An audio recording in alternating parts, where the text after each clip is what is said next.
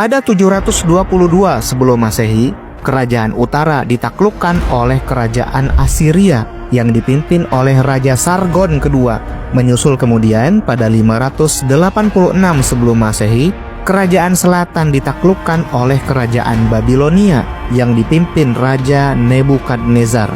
Orang-orang Babilonia memusnahkan Baitul Maqdis dan menghancurkan Haikal Sulaiman. Kaum Yahudi pun dibunuh dan diusir hingga tersebar ke berbagai penjuru. Inilah yang kemudian dalam sejarah dikenal sebagai diaspora pertama. Inilah pula salah satu peristiwa yang menciptakan keinginan kaum Yahudi untuk dapat kembali ke tanah air kuno mereka. Ketika Kekaisaran Persia mengambil alih Baitul Maqdis pada 538 sebelum Masehi, kaum Yahudi berangsur-angsur berdatangan kembali ke sana. Orang Persia kelihatannya tidak terlalu membatasi kaum Yahudi dalam menjalankan kewajiban-kewajiban keagamaan mereka. Bahkan kaum Yahudi diizinkan untuk membangun dan menata kembali Baitul Maqdis.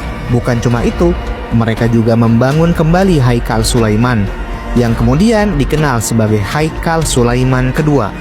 Situasi yang longgar pun tetap berlanjut pada era Baitul Maqdis diperintah oleh Kaisar Alexander Agung pada 332 sebelum Masehi. Namun semua itu berubah drastis ketika Kekaisaran Romawi menaklukkan wilayah Palestina pada 27 sebelum Masehi.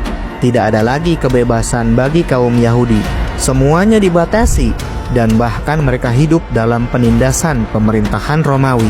Parahnya, pada 66 Masehi, pasukan Romawi memusnahkan Haikal Sulaiman dan memorak-porandakan Baitul Maqdis. Kaum Yahudi menghadapi semua ini dengan pemberontakan dahsyat terhadap pemerintahan Romawi pada 135 Masehi.